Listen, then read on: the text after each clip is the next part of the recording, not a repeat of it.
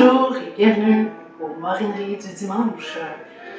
Aujourd'hui, je me cacherai pas, c'est comme j'ai eu des problèmes à trouver de quoi j'allais parler, je trouve, je change encore d'idée, je sais pas si c'est parce que je fais de l'autocensure ou parce qu'il y a d'autres choses qui arrivent puis que je dis ah non, je vais parler de ça, je vais parler de ça, puis à un moment donné, j'ai eu une inspiration. C'est comme de ce temps-ci, je regarde beaucoup de vidéos sur YouTube, puis je trouve que y a une chose que j'ai remarqué, c'est qu'il y a beaucoup de célébrités qui ont fait un changement de religion. La plupart sont devenus chrétiens, soit catholiques comme Candace Owens, je ne sais pas si vous la connaissez, ou en tant que chrétien comme Russell Brand. Lui, ça m'a surpris par exemple parce que j'avais l'habitude de le voir dans les affaires plus New Age, si je peux dire, de spiritualité comme ça. Avec lui, ça m'a surpris. Je sais que les deux ont eu leur baptême dans leurs églises respectives il n'y a pas très longtemps. Ça me fait penser aussi, ça fait une secousse que je dis, que moi personnellement j'ai vu que il y a comme quelque chose qui se passe. Bon, il y en a qui vont dire que c'est une guerre spirituelle entre le bien et le mal, entre Dieu et le démoniaque. Veut pas, on le sent qu'il y a quelque chose. Que vous croyez à ça ou pas, on le sent qu'il y a quelque chose.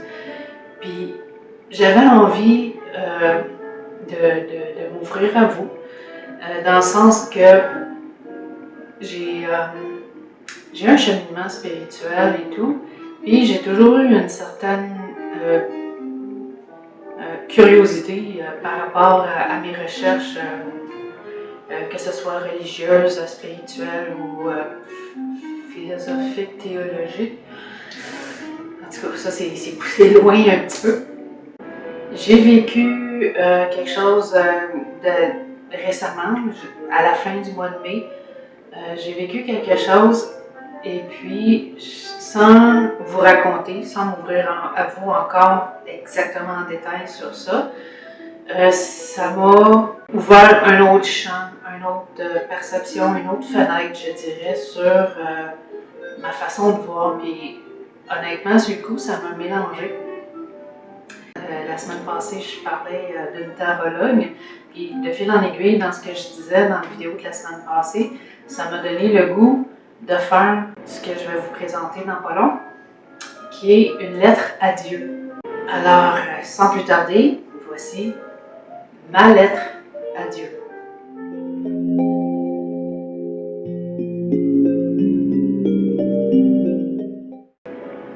Cher Dieu, je commencerai par te remercier pour tout ce que tu as fait pour moi, ce que tu fais et ce que tu feras.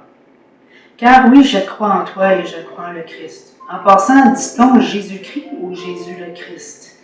Car parfois on se réfère à lui en disant le Christ seulement. Je crois en la Bible, mais j'ai l'impression qu'avec les multitudes de traductions et les modifications portées à celle-ci depuis le début, je ne doute pas en la parole, mais en l'humain ou les humains qui l'ont manipulée pour leur pouvoir. Autant j'aime les chants effectués dans les grandes églises et le côté imposant et austère des prières, ces églises sont connectées au Vatican, donc Rome, ceux-là même qui ont persécuté tant de chrétiens. Tout en gardant autant de richesses et gardant le peuple dans l'ignorance divine avec tous ces livres dans leur bibliothèque secrète et sacrée qu'ils appellent l'enfer. Il y a aussi des plus petites églises chrétiennes. J'en ai pas visité beaucoup, mais je sais qu'il y en a plusieurs. C'est une allure, personnellement, je trouve qu'il y a une allure plus humaine et chaleureuse, mais pourquoi est-ce que j'ai l'impression qu'il manque quelque chose? Aurais-je des attentes non fondées?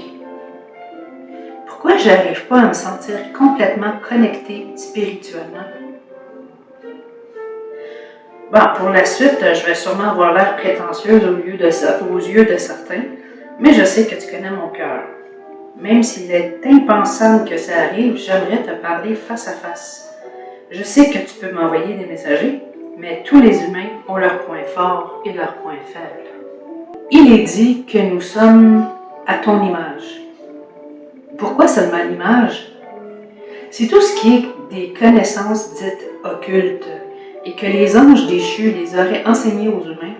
Pourquoi ne pas nous avoir faites avec la capacité de vraiment connaître et comprendre ce domaine? Pourquoi ne pas nous permettre à toutes les connaissances, naturellement avec toute la capacité de ne pas sombrer dans l'égoïsme et la méchanceté, bien sûr. J'ai entendu dire que Ève est la seconde épouse d'Adam car la première, ayant été créée de la même manière qu'Adam, se voulait être son égale et qu'Ève provient d'une des côtes d'Adam pour que la femme lui soit soumise. Est-ce que c'est vrai? S'il y avait juste Adam et Ève, comment la lignée d'humains n'aurait pas souffert de consanguinité? Je sais qu'il y a plusieurs humains qui ont tenté de l'expliquer, mais j'aimerais avoir une réponse directement de la source, pas des interprétations. Finalement, j'envie ceux qui se donnent entièrement sans se poser trop de questions, tel un enfant qui dépend totalement de ses parents. Oh mon Dieu, tu m'as toujours malgré tout protégée et guidée, malgré que je sois une tête dure par moments. Et pour ça, je t'en suis reconnaissante. Quand j'avais pas encore 10 ans, j'aurais voulu être missionnaire. Ensuite, j'ai eu l'impression d'être un guerrier soldat qui a déserté son armée et qui erre en solo, se rendant utile ça et là tout au long de mon chemin de ma vie terrestre, guidant à partir de l'ombre les âmes en direction de la lumière. Serait-ce pour cette raison que j'arrive pas à m'intégrer à 100% à une église? Serait-ce ma mission? Aider une âme à la fois? J'ai tenté de me faire à l'idée d'évangéliser comme ils font avec les églises, mais ça me fait sentir comme quand je cherchais des clientes pour mon MLM de produits de beauté, malgré la qualité de mes produits. Puis je me sens pas à l'aise avec ça, on dirait que c'est comme ça vient en contradiction avec moi-même. Mon berger, je suis l'un de tes nombreux moutons noirs qui, malgré la difficulté de me soumettre à 100%, je veux juste faire le bien. Certaines personnes disent que si tu existais, il n'y aurait pas de famine dans le monde, sans s'apercevoir que ce sont les humains qui sont fautifs dans ces atrocités. Se soumettre à Dieu est une chose, mais de là à se déresponsabiliser de nos actions, comme propager la guerre au nom de Dieu, comme si ce dernier n'était pas capable de se défendre. Je ne m'embarquerai pas dans le politiquement machin truc, là. En tout cas, je me demande si dans les écrits originaux, il est vraiment dit que Jésus est l'étoile du matin, car selon la mythologie romaine, Rome, Vatican, c'est Lucifer qui se fait appeler ainsi. Je sais que c'est Vénus, là, la planète Vénus, mais bon, c'est dans la mythologie romaine, c'est Lucifer. Je sais que c'est un des points du pourquoi certaines personnes vont jusqu'à dire que le bien et le mal sont inversés. Moi, ce que j'en pense, je crois que quelqu'un, quelque part, veut garder secret tout ce qui a rapport au vrai Dieu, toute religion confondue. Si Lucifer est le porteur de lumière, doit-on vraiment se diriger vers la lumière lorsque nous quittons la Terre? Je sais qu'on doit prendre un camp ou l'autre et que de rester au milieu nous fait automatiquement pencher du mauvais côté. Mais comment faire pour savoir? C'est pas parce qu'une personne est 100% pieuse, surtout en apparence, qui fait que son cœur soit pur. J'ai connu des gens en apparence corrects être très méchants et des bums avec des cœurs d'ange. Je te demande pardon, Seigneur, d'avoir une tête dure et être dans l'incapacité de me faire dompter par un autre humain. Je crois au respect de mon prochain, tout faire pour éviter de faire du mal.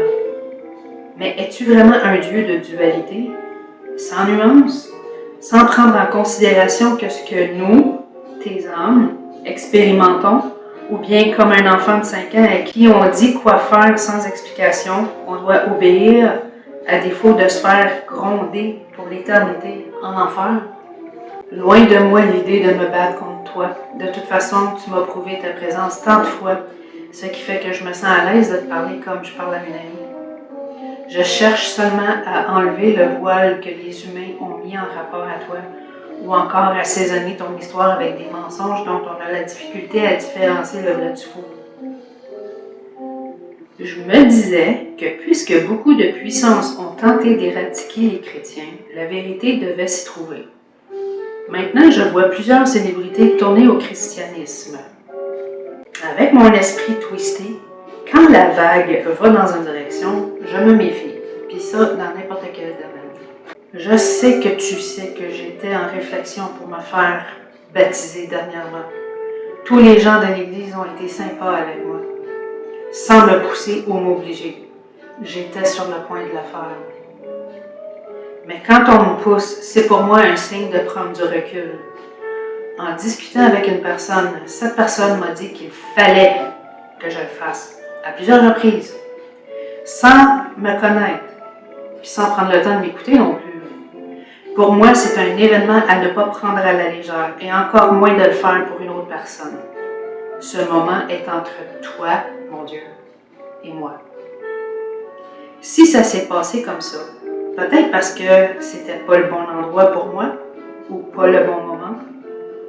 Quoi qu'il en soit, je te demande de bénir cette personne. En attendant, le guerrier errant que je suis, je continuerai mon chemin en me rendant utile, ça et là, incognito et anonymement. Ton petit mouton mort, mon ami.